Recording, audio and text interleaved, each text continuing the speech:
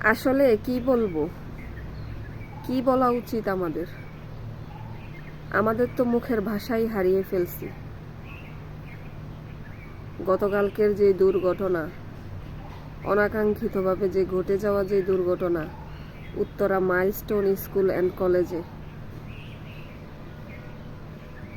যারা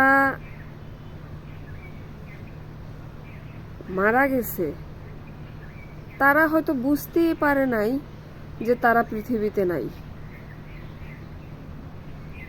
এত ছোট ছোট বাচ্চারা, যারা আজকে আবার হোমওয়ার্ক করার কথা ছিল, আজকেও স্কুলে যাওয়ার কথা ছিল, তারা জান্নাতে চলে গেছে।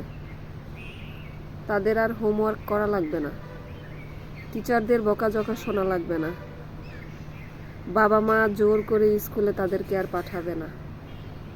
ভাবা যায়? এগুলা কি চেয়েছিল তাদের বাবা মা?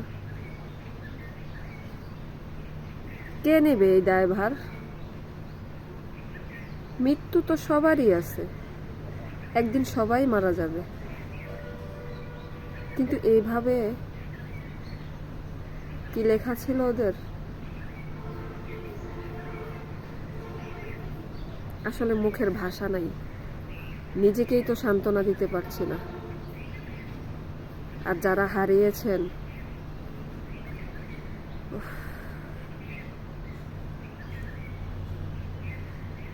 আসলে প্রশাসনের কাছে, জনগণের কাছে বা সরকারের কাছে যারাই আছেন, দেশ পরিচালনা যারাই করছেন, তাদের কাছে আসলে একটা বিনীত অনুরোধ, এই যে বিমানগুলো, প্রশিক্ষণ বিমানগুলো আপনারা প্রশিক্ষণ দেন, যাই করেন, এগুলো আসলে জনবহুল এলাকাতে বা যেখানে স্কুল, কলেজ, মাদ্রাসা, মন্দির, মসজিদ এগুলো রয়েছে, এগুলোর আশেপাশে প্রশিক্ষণ দেওয়াবেন না।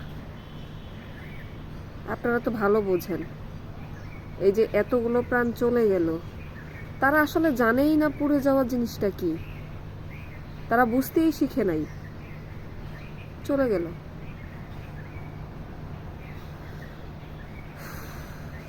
আর যারা জীবিত আছে, তারা কয়দিন জীবিত থাকতে পারবে, কয়দিন দুনিয়াতে রয়েছে, আর সুস্থ স্বাভাবিক হয়ে কবে নাগাদ ওরা সুস্থ হবে, কবে সুস্থ স্বাভাবিক জীবনে ফিরে আসবে, জানে না কেউ, ডাক্তাররাও বলতে পারবে না।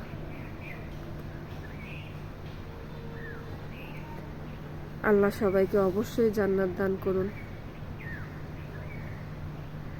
আর যাদের সন্তান হারিয়েছেন, যারা সন্তান হারিয়েছেন, তাদেরকে বলার কিচ্ছু নাই, শুধু আল্লাহর কাছে এটাই চাওয়া, ওই মা বাবাদের ধৈর্য ধরার তৌফিক দান করুন, এটাই বলতে পারি। আর কিচ্ছু বলার নেই, আর কিচ্ছু বলার নেই।